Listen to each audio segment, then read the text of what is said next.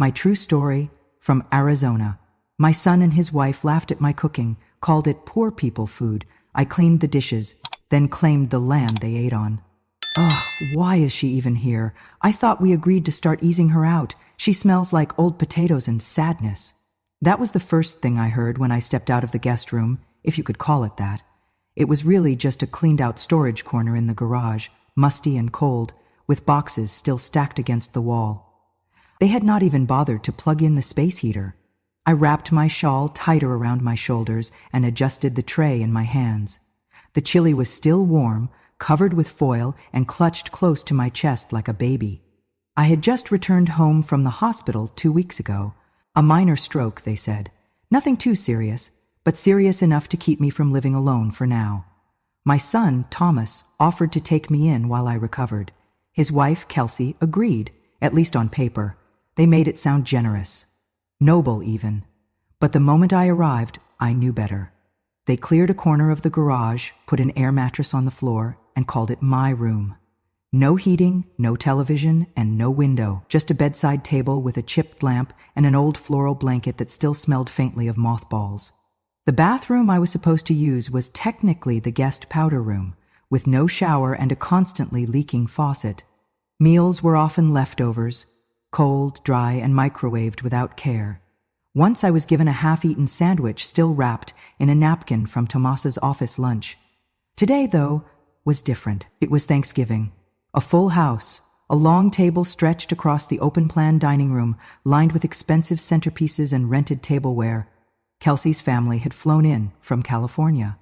Her mother sat at the head of the table like she owned the place. The air smelled like rosemary, candles, and resentment. I had made my chili, my award-winning charcoal-grilled chili that once won a ribbon at the Arizona State Fair. It was spicy, smoky, with hand-roasted peppers and a secret blend of beans and beef I had perfected over decades. I had even served it at my husband Mark's memorial, and everyone had gone back for seconds. I had told Thomas I wanted to contribute something for dinner. He had said, distracted, "Sure, Mom, whatever you want."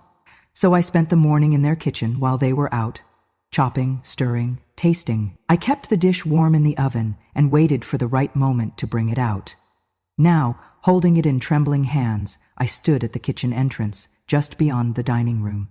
And I heard Ivy's voice, sharp and gleeful behind her phone camera. "This is what Thanksgiving looks like when you're too stubborn to die." She was live streaming. I saw the little red light blinking. Her friend giggled off screen. Then came Kelsey's voice, soft but pointed, from the living room. "Be honest, this place was better before she moved in again. We had peace, privacy. Now we've got prune stew and guilt trips." There was a beat of laughter. Ivy turned the phone toward the dining table, panned it across the guests, then zoomed in on me, still standing there, holding the tray. I did not say a word. I walked forward, quietly, and placed the dish on the side table near the kitchen, beside the cranberry sauce and untouched Brussels sprouts. No one looked at it. No one asked what it was. I returned to the kitchen to wash my hands. That is when I heard Thomas's voice, low and casual, as he poured himself a glass of wine. "She won't last the winter. After that, we remodel. Maybe a wine cellar where her room is." Someone snorted. I think it was Kelsey's cousin. I picked up a dish from the sink. It was greasy from turkey fat, still warm. My hand shook a little from the weakness in my left side, residual from the stroke, but I held it firm. It was a plate from their new set, bone white with a gold rim. Funny thing was, I had bought them their first set of plates, used coupons for weeks. 3 years after Mark passed, I saved every penny from tutoring sessions, skipped meals, and even sold an old necklace to get them that housewarming gift. And now, I was wiping their dishes in silence while they planned to turn my space into a wine cellar. Nobody noticed me. Nobody offered to help. I listened as the laughter grew louder in the next room. Ivy mimicked my slow walk, dragging her feet dramatically as her friends laughed. Kelsey mentioned something about retirement homes in Scottsdale, and someone else joked about putting Nana out to pasture. I stared down at the plate in my hand. The soap bubbles reflected the chandelier's light. My back ached, and I shifted my weight to the good leg. I should have been angry. I should have slammed the plate down, yelled, demanded respect. But I did none of that. I just kept washing, one dish after another, my hands moving slowly, rhythmically, like I had done all my life. They thought I was too old to fight, too weak to matter, too quiet to count. They had no idea. Not yet. I did not know what had happened until the next morning. I woke to the sound of my phone buzzing over and over again on the folding table beside my makeshift bed. Messages, missed calls, strange numbers. At first I thought it might be another pharmacy reminder or some automated message from my doctor's office. But then I saw the first text. "Is this you in the video going around? You deserve so much better."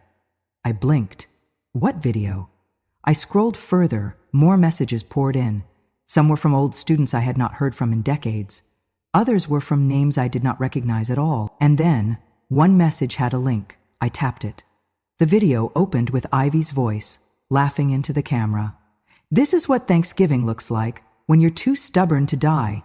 It showed me, hunched over the sink, washing plates one by one. My back was to the camera, but the slow, careful movements, the soft gray of my hair, the trembling of my hands, it was unmistakably me. In the background, you could hear the clink of wine glasses and Kelsey's voice dripping with sarcasm. "Be honest, this place was better before she moved in again. We had peace, privacy. Now we've got prune stew and guilt trips." Then Thomas's voice, clear as a bell. "She won't last the winter. After that we remodel, maybe a wine cellar where her room is." The video ended with Ivy turning the camera back to her own face, laughing with her friend. Hashtag Grandma's Last Supper. I sat still, my mouth dry, my hands frozen in my lap. I did not cry, I did not call out, I simply listened again. Watched again. Every word, every cruel laugh. Every second I had been too busy washing dishes to notice. The video had over 3 million views. The comments came like wildfire. "Jesus, this broke me. I don't even know her, but I'm crying. Look how she keeps scrubbing while they joke about burying her. She's not a ghost. She's their mother, their grandmother, and they treat her like a burden. Where do I send flowers to this woman? She deserves better." I sat there, stunned. People were defending me. Strangers were defending me. Some called it elder abuse. Others called it psychological cruelty. A few had even tagged news stations and influencers. My name was not in the video, but my story was suddenly everywhere. I had become a symbol, not of strength, not yet, but of everything quiet women endure without complaint. I had become a mirror for every forgotten mother, every discarded grandmother, every woman who cooked, cleaned, stayed, and loved, only to be set aside when the music got loud. I did not ask for it, but it had begun. And for the first time in years, I felt something flicker in my chest. Not pain, not shame, but the beginning of being seen. I used to be someone they listened to. For 33 years, I taught English at a public high school just outside Tucson. My classroom smelled like chalk and old books, and I kept a tin of mints by the door for every student too shy to speak. I taught Romeo and Juliet, but also how to fill out a job application. I helped failing kids write their first essay worth a passing grade and stayed late grading papers while the janitor vacuumed around my feet. I loved it, every piece of it. Back then, my name meant something.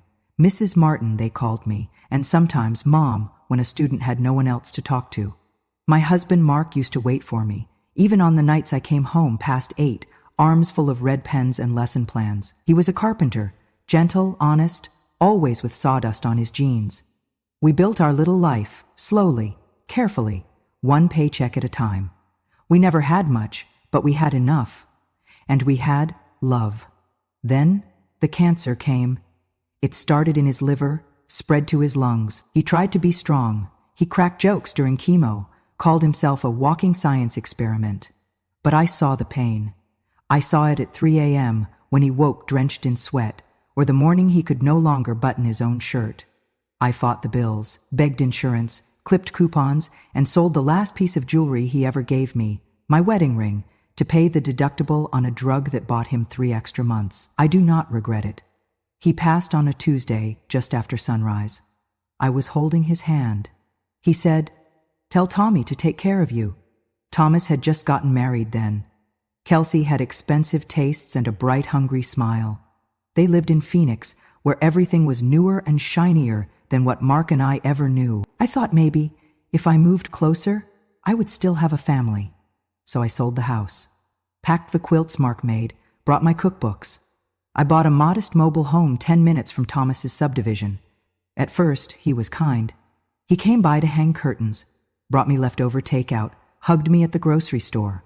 One night, while setting up my old bookshelf, he looked at me and said, "Mom, I will take care of you from now on, like you took care of me." I remember it word for word. His voice is so sure, so gentle, I believed him. But time wore the shine off his promise. The visits grew shorter. The tone turned clipped. Kelsey stopped waving when I came by. My chili was too old school, my decor too cluttered. Invitations stopped. Holidays came without phone calls. And when I ended up in the hospital with a small stroke, it was the neighbor who found me, not Thomas. When I came home, he said, "You should stay with us for a bit, just to recover." I thought he meant it. I packed a suitcase. But what waited for me was not care. It was a storage room. No heat, a cot by the boiler. My meals were leftovers, cold or reheated badly. Still, I cooked. I offered my chili, my cornbread, the recipes that won me blue ribbons at the state fair. And they laughed. They laughed at what once made our home warm. They laughed at what once made me proud. The promise Thomas made, the one about taking care of me, it faded, along with the last real family dinner I can remember. After Mark died, I spent the first winter alone, listening to the clock tick too loudly in every room.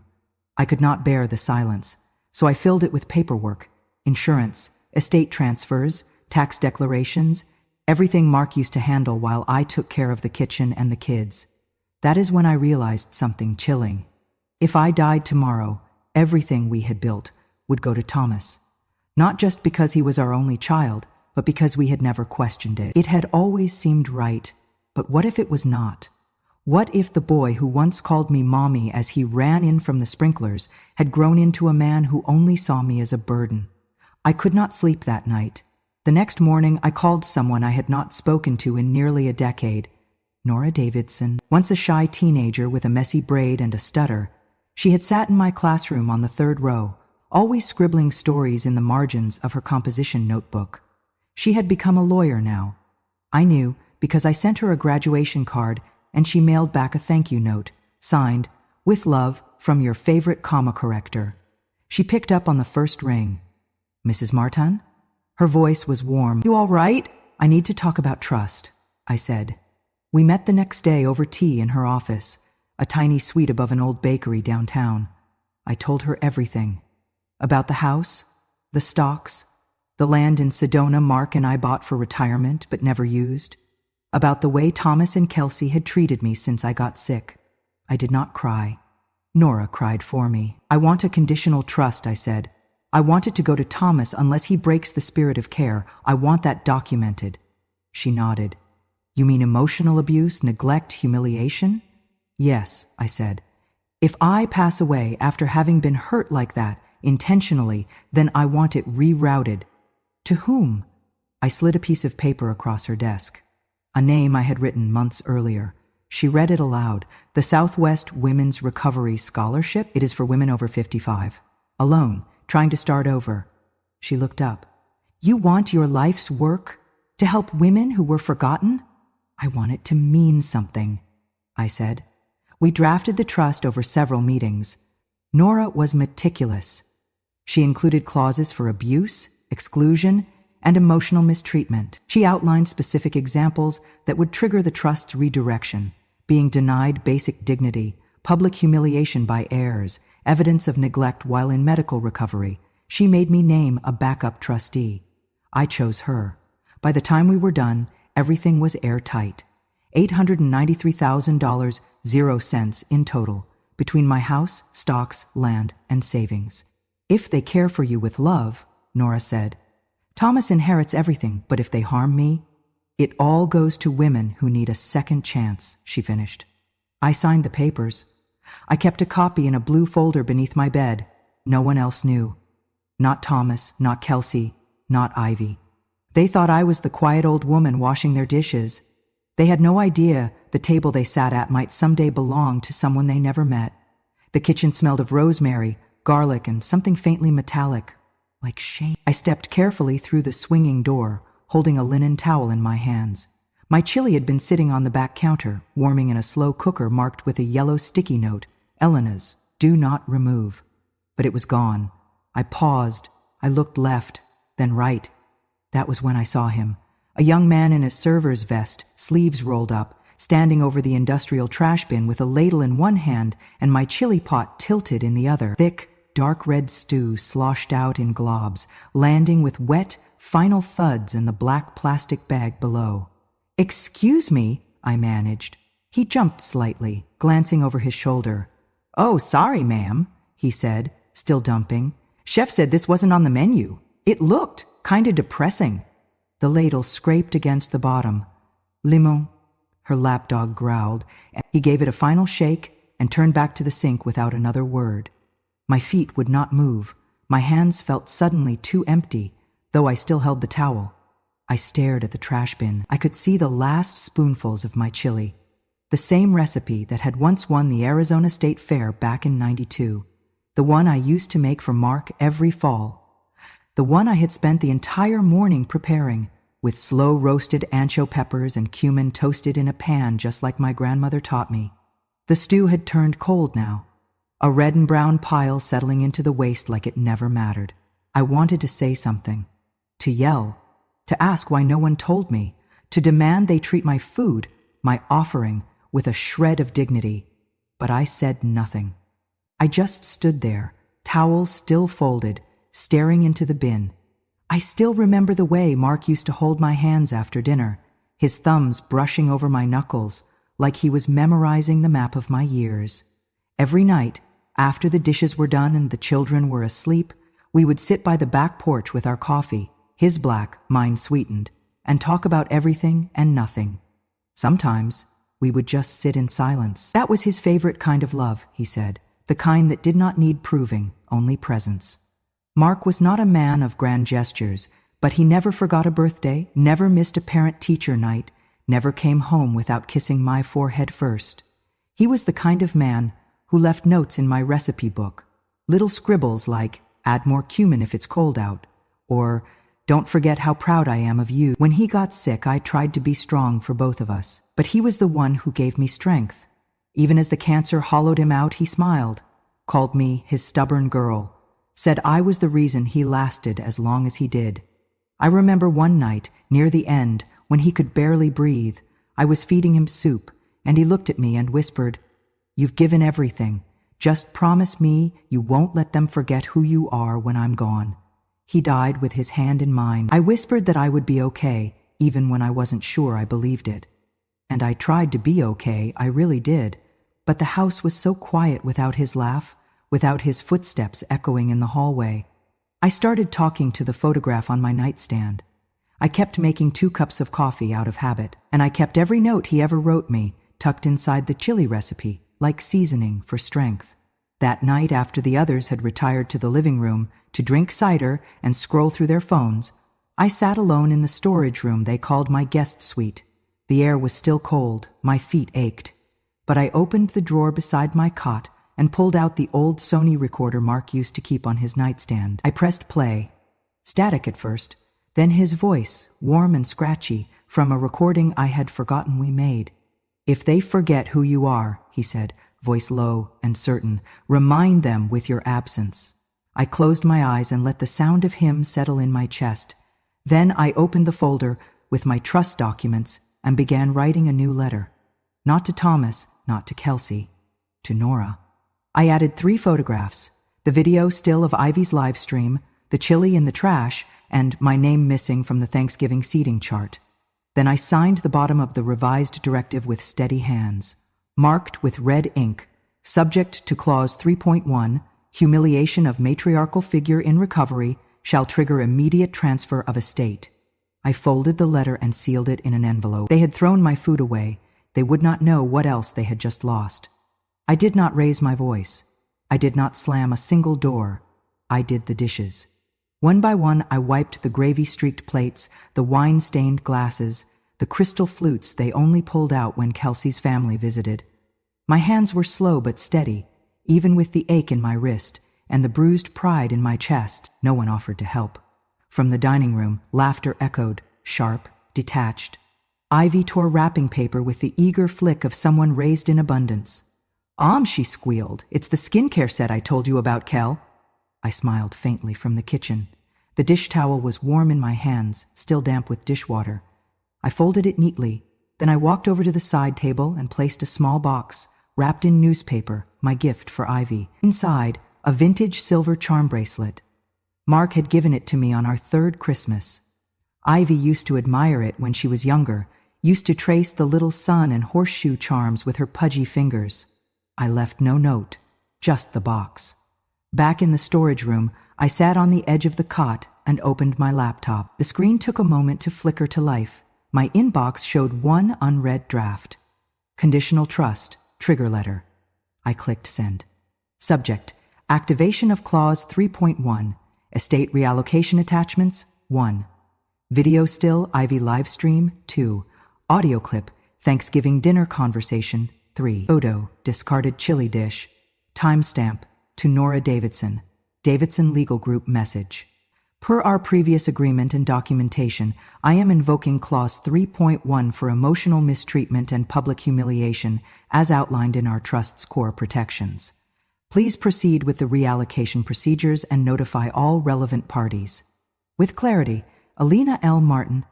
I watched the progress bar until it disappeared. Then I closed the laptop and returned to the kitchen, where I wiped the last counter, refolded the dish towel, and took one last look around the room I had once been proud to cook in. No one saw me move. No one suspected anything at all. 2 hours later, the fire crackled in the living room hearth, and the family was deep in gift-giving rituals. Ivy was halfway through unwrapping a new tablet. Thomas was pouring bourbon. Kelsey had just leaned back and sighed. Well, we survived another Thanksgiving. That was when the door opened. Cold air swept through. Excuse me, a voice called out, professional, steady, unfamiliar. All heads turned. A woman in a navy blue blazer stepped inside, clipboard under her arm, briefcase in hand. Sorry to interrupt, she said calmly. Is Mrs. Elena Martin present? Kelsey raised an eyebrow. She's around, probably organizing potato peels or something. The woman did not flinch. My name is Nora Davidson. I'm an attorney with Davidson Legal Group. I'm here on behalf of Mrs. Martin to deliver official documentation regarding the Martin Family Trust. Thomas blinked. Wait, trust? Kelsey laughed. She owns a sofa and some canned peaches. Nora didn't smile. She placed the folder squarely on the coffee table, flipped it open, and began reading aloud. Due to repeated violations of emotional well-being clauses outlined in the Martin Conditional Estate Trust, specifically public humiliation, emotional neglect, and verbal degradation, the estate has now been legally redirected. Thomas sat up straighter. Redirected to who? Nora met his eyes. To 84 women across Arizona. The trust will fund scholarships, housing stipends, and legal aid for single women over the age of 55. Effective immediately. Ivy's voice cracked. Wait, we don't get anything? Nora turned to her. You got a live stream? Thomas stood abruptly, the wooden chair legs screeching against the tile floor. His face was flushed, jaw clenched tight, and in one furious motion, he knocked the chair backward with a sharp crack. You're ruining the family legacy, he shouted, pointing at me as if I had just set fire to the walls of our home. I did not move. I looked at the same son who used to beg me for one more bedtime story. The boy who once cried in my arms when he failed his first spelling test. That boy was gone. In his place was a man whose voice trembled not from heartbreak, but from the shock of consequence. I looked at him calmly and said, You ruined that legacy the day you let them laugh at me with a camera in your hand. Silence fell. Not the thick kind, not the heavy pause of mourning, but the razor-thin silence of a room finally seeing itself. Kelsey's smile was gone. Her eyes darted between Nora's briefcase and the open folder still resting on the coffee table. This has to be a mistake, she murmured, almost to herself. She never said anything. She did, Nora interrupted gently. She filed the paperwork 3 years ago. I was there. She signed every page, with clear intent. Thomas's voice cracked now, no longer with fury but panic. Mom, come on. You don't have to do this. We're family. You remembered that word too late, I said. still seated, still calm. Family is not who forgets you when your hands shake. Family is not who hides you in a storage room while they toast themselves with the wine you bought. But we were just joking, Ivy suddenly burst out. It was just a live stream. It was funny. You filmed me like I was an exhibit, I said. While I stood washing the dishes you dirtied, you laughed. You called my food a joke. You whispered about remodeling my room before I was even gone. Kelsey's mouth opened, then closed. She tried to speak, but found nothing to say. Thomas finally sat, slumping, defeated. This can't be legal. There has to be something we can contest. Nora cleared her throat. You can file a grievance, but I'd advise you to read the fine print first. The clauses are airtight. Your mother's trust was set up to prevent exactly this kind of exploitation. You're taking everything from us, Kelsey hissed. No, I said gently. I am reclaiming everything I was willing to give until you proved you did not deserve it. I stood there. Slowly, my knees creaked but held. The room seemed smaller than before. You still have each other, I said, but you do not have my name, and you do not have my silence. No one spoke. The Christmas tree lights blinked quietly in the corner. A pine-scented candle flickered on the mantel, and the chair Thomas had broken lay sideways on the floor, splintered, hollow, irreparable, much like the legacy he spoke of. I turned toward the door. Behind me, Nora packed her folder, her heels clicking gently on the tile, and in that moment, with nothing but my dignity in my footsteps, I walked out of the house I once built, and left behind the people who never thought I would. I moved out the next morning, before anyone could stop me. I packed a single suitcase with my favorite cardigan, a framed photo of Mark and me on our wedding day, the silver locket he left me, and the little blue folder containing the trust documents. I drove alone, the desert sun rising behind me, painting the mountains gold. I did not go back. I did not look at the house again. I checked into the Canyon Vista retirement home, a facility I chose because it sat on a red rock hill overlooking Sedona. The air was crisp, the view peaceful, and the staff kindly but not overly familiar. My room was small but bright, with a window that framed a juniper tree and a sky that went on forever. No humiliation, no family drama, just quiet dignity and room to be myself. The first few days, I took long walks along the garden paths, greeting other residents. Some nodded, others smiled. One woman, misty-eyed, said, I saw your story on the news. What you did, good on you. I nodded and kept walking, feeling a weight lift from my shoulders. It wasn't long before the papers and online outlets picked up the story. The Sedona Sun ran a headline, Grandmother redistributes estate after being called poor people food. The Phoenix Tribune quoted me. I offered my best for the people I loved. When they spat on it, I reclaimed it for the people who wouldn't. I shook my head as I read it, surprised by the calm authority in those words. By midweek, the story had exploded. TikTok videos with captions like, Grandma burned the brunch empire with legal fire went viral. I watched one clip. A caricature of Kelsey's brunch shop suddenly denied funds. The screen flashing red. Error. Frozen. A crowd cheered an audio overlay. Beneath it, comments poured in. She's a legend. That's how you serve justice. Older women are more powerful than they're given credit for. More than once I pressed pause and closed the app. I did not watch it all. Letters arrived, too, from local women in their 60s who told me they had been silenced for years. Widows, single mothers, immigrants, thanking me for being their voice. One woman in Yuma wrote, Your story gave me courage to ask my son to treat me with respect. I did not respond. I simply folded the letters and kept them in a box by my dresser. I found peace in small routines, no bitter laughter, no mean looks. The silence here did not sting. It healed. Late one afternoon, Nora visited. She brought coffee and sat with me in the garden courtyard. The trust disbursements begin next month, she said softly. Eligible women are being notified. Some don't know yet what to think. I nodded, sipping my coffee. Good, I said. Let it mean something. That night I fell asleep to the wind rattling branches against my window and woke to a sunrise I could mold into hope. Weeks later, I received a formal invitation to speak at a women's leadership conference in Phoenix. They called it Second Acts, Reinvention after 50. I reread the letter at breakfast in the dining hall, in front of bored residents nibbling fruit salad. My heart fluttered like it hadn't in years. I did not know what I would say yet, but I knew why I would stand. Because once my heart was unused to being seen, once my silence protected others, and once my absence taught them what they lost. Now I would use my voice, for me, and for the women like me who felt invisible, until someone finally lit the match. 775 words into this next chapter, and I felt ready. The letter arrived on a Tuesday. It was handwritten in blue ink, shaky but strong, on floral stationery with roses in each corner. The return address read, Tucson, Arizona. No name, just the initials, R.M. Inside, the words spilled out like a quiet song.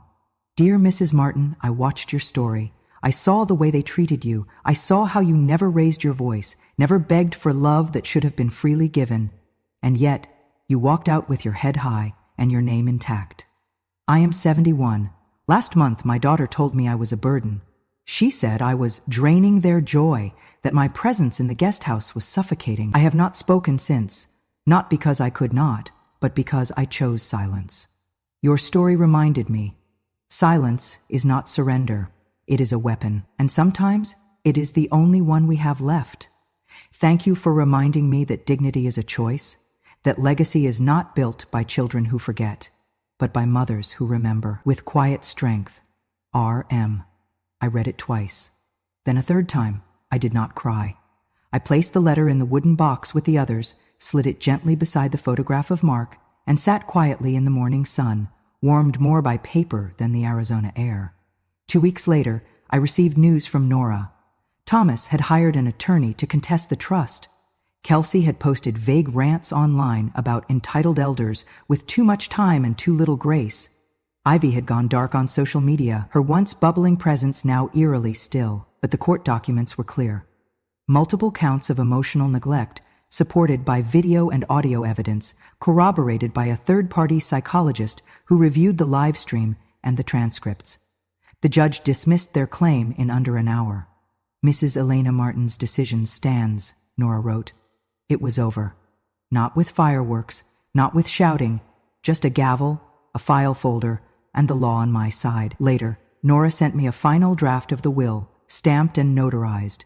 In the section labeled Family Beneficiaries, under the names of Thomas and Ivy, a single line had been added. I had asked for it.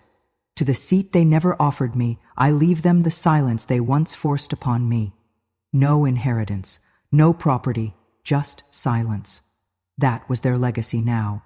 And I had finally made peace with mine. 1 year passed. The air was gentler now, the Arizona sun less punishing. The courtyard of Canyon Vista had bloomed with desert marigold and hummingbirds that darted like memories, brief, bright, and gone before you could blink. I sat beneath the patio awning with my usual morning tea, chamomile, 2 sugars. My fingers, a little more weathered, still curled around the cup with the steadiness of someone who had nothing left to prove. That was when Nora arrived, smiling in a way that said she carried something important. She handed me a folder, a simple manila envelope with my name written in block letters. I opened it slowly. Inside was a printout of a scholarship application. The header read, Desert Women Rising Foundation, Personal Essay Submission, Applicant Ivy Martin. I paused. Ivy, I read on. I grew up thinking my grandmother was a relic, an old woman with old food and older opinions. I thought she was stubborn, embarrassing, stuck in time. I laughed at her cooking, calling it poor people's food. I filmed her washing dishes like she was some sad punchline. Now, a year later, I think about her every time I turn on the stove. I wonder how she survived without bitterness, how she raised a son who forgot her, how she made something out of nothing and still gave it away. If I could talk to her again, I would not ask for a recipe. I would ask how she carried silence like armor, how she turned humiliation into grace, how she left us nothing but left us with everything we needed to learn. I am not proud of who I was, but I want to be proud of who I am becoming. And maybe this scholarship can help me get there. I stopped. I did not cry. I simply sat. A soft breeze brushed past, lifting the edges of the paper like breath. I looked at Nora, who only nodded. "She does not know," she said. "We keep all donors anonymous. It was part of the condition you set." I nodded back. "Good." I folded the paper, tucked it into the pocket of my sweater, and leaned back in the chair. My eyes wandered to the mountains, so old, so sure of themselves. I felt the warmth of the tea in my chest. "They laughed at my food," I whispered, not to anyone but the wind. "But they dined on my sacrifice, and now they'll stand where I once sat." I did not know if Ivy would receive the scholarship. The decision belonged to a committee I had never met. But in that moment, it did not matter. What mattered was this. Somewhere in Arizona, a young woman sat at a desk, writing with shame in one hand and hope in the other. She would never know that her grandmother read her apology and forgave her. Not out loud, but with a cup of tea, a silent prayer, and the peace of knowing that the land they ate on was never theirs to claim. It had always belonged to the woman they never truly saw until now. If this story reached you, if you felt the sting of a slammed door, the ache of being overlooked, or the quiet strength it takes to walk away without slamming anything at all, then you know what it means to be a woman who remembers. A mother who gave too much. A grandmother who was called too much until she wasn't there at all. Elena Martin's story is not fiction. It is not revenge. It is truth, wrapped in silence, carried for years, then released like breath after too long underwater. It is what happens when a woman stops waiting to be invited to the table and takes back the land beneath it instead. They mocked her food. They mocked her presence. But in the end, they learned she was not seasoning, she was the soil. And when she stood up, the house they built on her silence shook. If you know someone who needs to hear this, share it. If you've lived a version of this, say it. And if you've been quiet too long, stay with us. Because here, your voice matters. Your story matters. This is Grandma True Stories, where silence becomes strength and memories don't stay buried. We speak not for pity, but for clarity. For all the grandmothers who endured, for the mothers who were forgotten, and for every woman who was once told she was too old to matter, we're here. And we're not done. So, if this story stirred something in you, subscribe to Grandma True Stories. Hit the bell, stay close, and come back each week for a new voice. A new memory, a new truth, told slowly, deeply, and without apology. Because revenge has no expiration date, and when a grandma speaks, the world finally listens.